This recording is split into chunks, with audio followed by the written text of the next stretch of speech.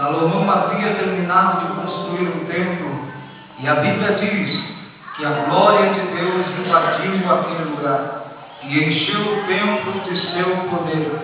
Hoje, em pleno século XXI, o Senhor quer continuar operando maravilhas, mas são necessários vários requisitos e um deles é a oração.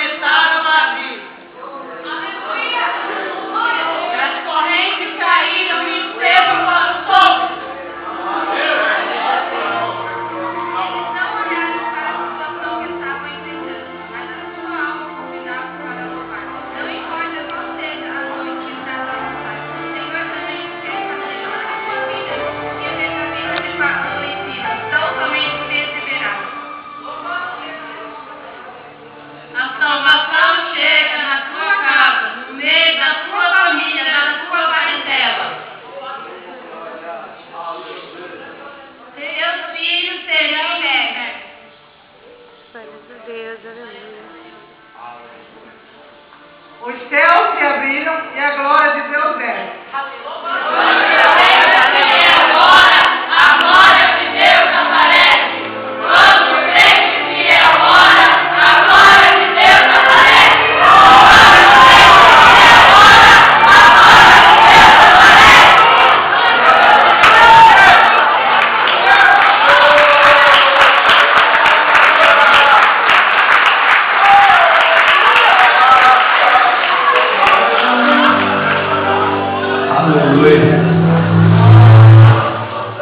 Eita glória!